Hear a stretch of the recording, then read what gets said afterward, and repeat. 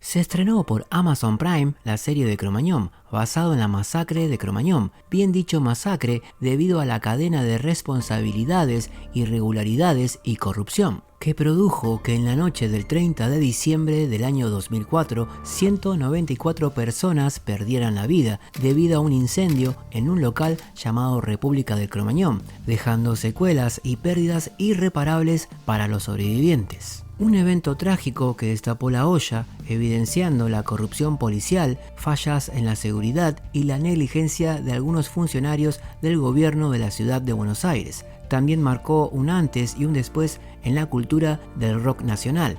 Acabamos de hacer un tema a un amigo que falleció por la bengala, que viene a prender la bengala, ¿no? Eso.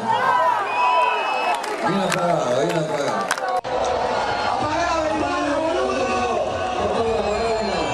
Cuestionando las prácticas y la seguridad en los recitales. Ahora bien, ¿a dónde apunta Amazon Prime con esta serie? ¿Busca generar conciencia y mantener viva la memoria de las víctimas? ¿O banaliza de cierta forma un tema sumamente delicado? Ya lo veremos. En este video voy a analizar lo bueno y lo malo de Cro-Magnon, la serie. Empecemos por lo bueno. Después de los dos anteriores recitales de callejeros, donde la serie nos pone en contexto de que ya existían antecedentes de incendio por bengalas, candados en la salida de emergencia para que nadie entre gratis y la falta de agua en los baños para que la gente consuma más, cuando la banda Callejeros, que brilla por su ausencia en la lista de soundtracks, quizás por derechos de autor o vaya uno a saber por qué,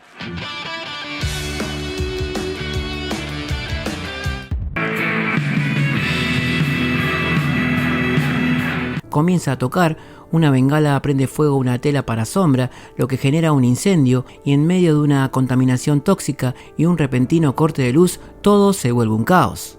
Y sinceramente pienso que este capítulo, junto a sus escenas, es lo mejor de la serie. Los juegos de cámara, la gente buscando la salida, bloqueada por un candado, Lucas como un reflejo de muchas historias contadas de héroes que al salir volvieron para sacar a su hermana, a su novia o amigo, o a un completo desconocido.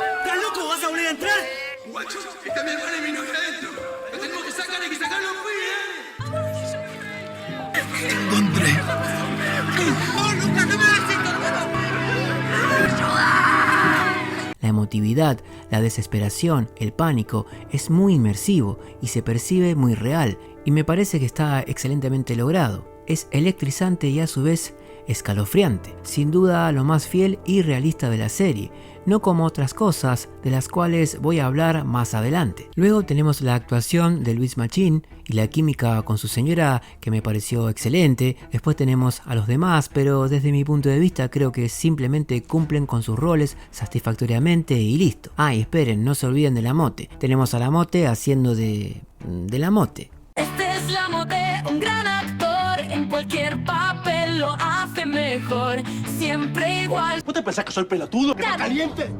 ¡Caliente! Aunque siempre lo hace igual. Dejen de robar.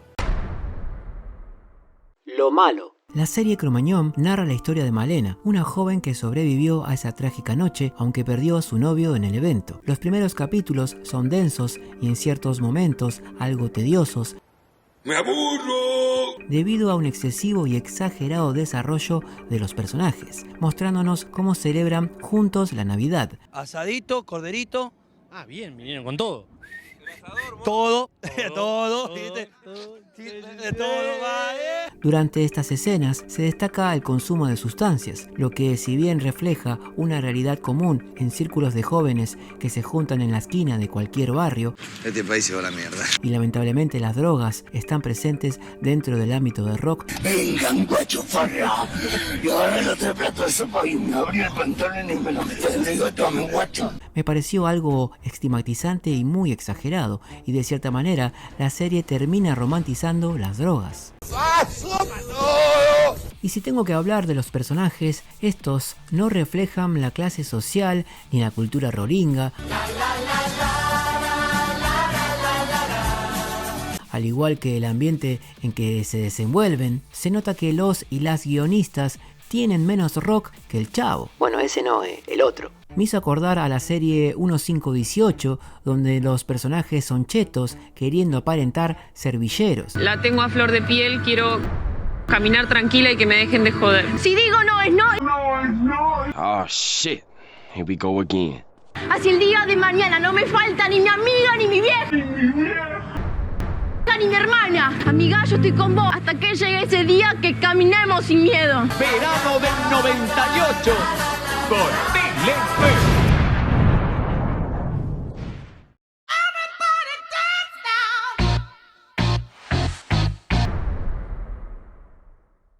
Luego cabe destacar que nunca vi una serie con tantos clichés progresistas juntos. ¡Feliz Navidad, manga de ameba!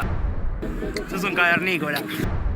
Tenemos a Malena, una chica que lucha contra el patriarcado, queriendo ser segunda guitarra en una banda de rock. Lo que no sé es si le da la nafta para estar acá. A vos no te da. Para abrir la banda en la mina. Para abrir la banda en la mina. Donde la rechazan por ser mujer. Nos quieren hacer creer que es una crack. Es grosa Malena, ¿eh? What? Pero toca un tema más cuadrado que Bob Esponja.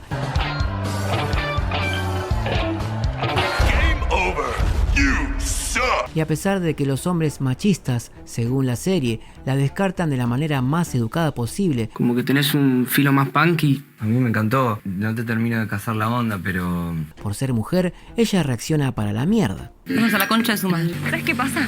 Vos solo querés garchar. Eso te pasa. What? Luego tenemos otro típico cliché progre. La historia de Bichito. Ay, por favor. Un chico gay con la típica premisa: mamá, soy gay y no sé cómo decírtelo. Nada, que me pareció linda la chica. ¿Y?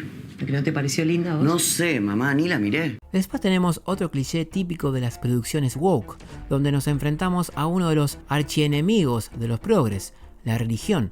Los progres rechazan ideológicamente hablando la moral, lo espiritual, la fe y todo lo relacionado con la religión. Un claro ejemplo es cuando la madre de Lucas busca refugio espiritual en una iglesia y la hija rechaza despectivamente acercarse al cura. Yo me quedo acá, sí. O cuando Bichito habla con Javier y este le dice que piensa que estar vivo es un regalo de Dios y Bichito le dice: ¿sos creyente? ¿Sos creyente? Como si ser creyente es malo o algo negativo. Pero esperen que si creyeron que eran demasiados clichés progres, todavía falta la cereza del postre.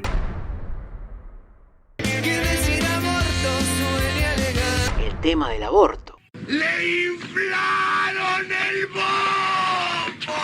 Luli queda embarazada y el Chetty le dice que es su decisión y que él se va a bancar cualquiera sea su decisión, reflejando cómo debe comportarse un hombre ante esta situación según el feminismo. O sea, el hombre tiene la obligación de hacerse cargo de su hijo y de la mantención, pero no tiene voz ni voto si su pareja quiere abortar. What?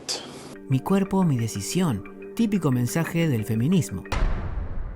Todo en gran parte se reduce a una historia de amor, al mejor estilo Cris Morena,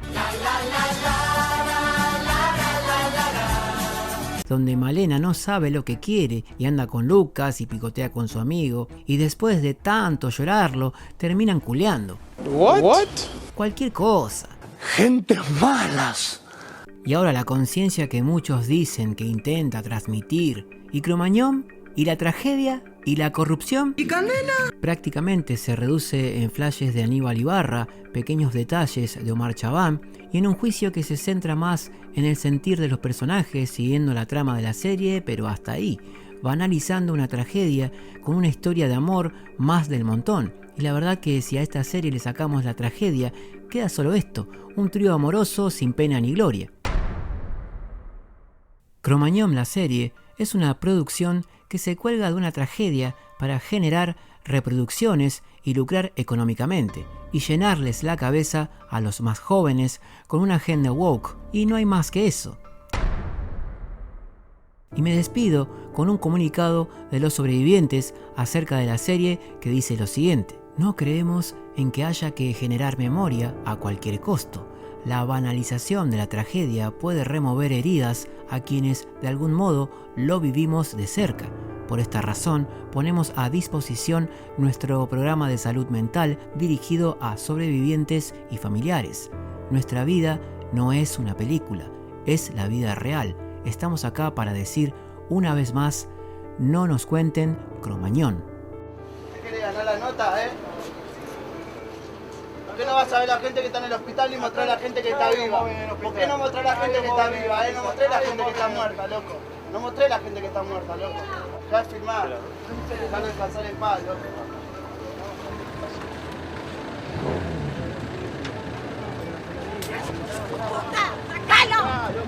¡Sacalo! Estoy diciendo que no firmé, loco. La gente se la sacó de que está muerta. Bueno, por eso, loco, pero no firmé. Ya la gente lo sabe que no va a volver a pasar, pero no firmé más, loco. La gente, andá a firmar a la gente que está viva para que los familiares lo vean. No puede llegar a firmar. Bueno, entonces no lo ve, loco, no los vea, loco. No te voy a dejar que los vea, loco. Tonto, a vos te lo digo. No te voy a dejar que los vea, loco. A vos te lo digo, acá, estúpido. Tómatela porque te voy a matar. Andate de acá, viejo. Tómatela, dale, tómatela. Andate. ¿Querés que salte el vallado y arregle con vos? Bueno, entonces subite a la camioneta donde viniste y tómatela a tu casa. Mira, andá a descansar. Andá al hospital, loco. Que vos tenés la suerte de descansar, puto.